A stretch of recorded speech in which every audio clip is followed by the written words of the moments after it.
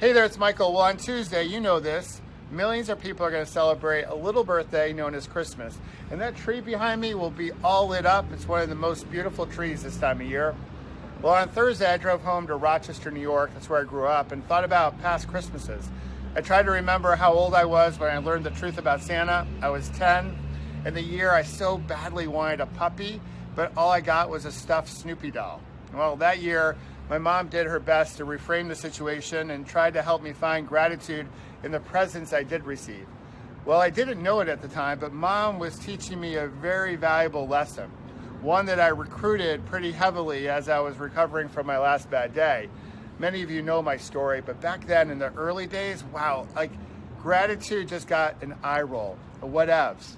It was not part of my vocabulary. Back then, I only saw what I didn't have and couldn't do. But as I stayed in the hospital, and with time, I started a gratitude practice, which helped me reframe my accident into opportunity, into possibilities. And I started to see what I still had and could do. So each night before bed, I'd spend a few minutes as I was brushing my snags, which we call our teeth in our family, reflecting on 3 things from that day that I was grateful for and why.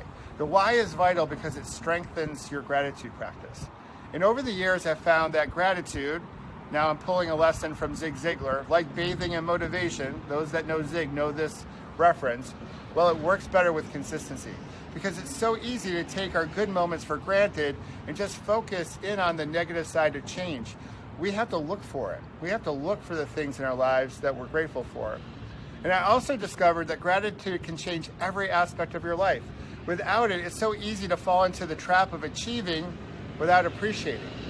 I'm sure you know someone who seems really wealthy on the outside. They're all that and a bag of chips, but inside, right in here, well, they have a ton of debt due to their stress, maybe their inner voice, their inner critic, or the suffering that just comes when we try to numb our pain.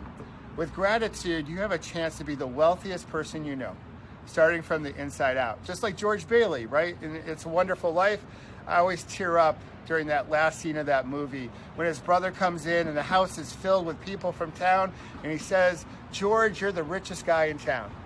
It gives me goosebumps just talking about it right now.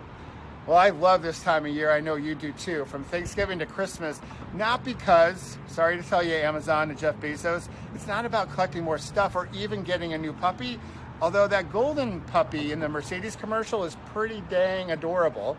But I digress. No, this time of year is magical because it gives us an opportunity to express gratitude for the people in our lives, all those wonderful connections, all those people in our Peloton, as I like to say. And isn't that what a birthday party is all about? Showing gratitude for someone else, celebrating the fact that they've made it another year. And what's cool about gratitude, it doesn't have to end at the end of 2018, or as we flip the calendar into 2019.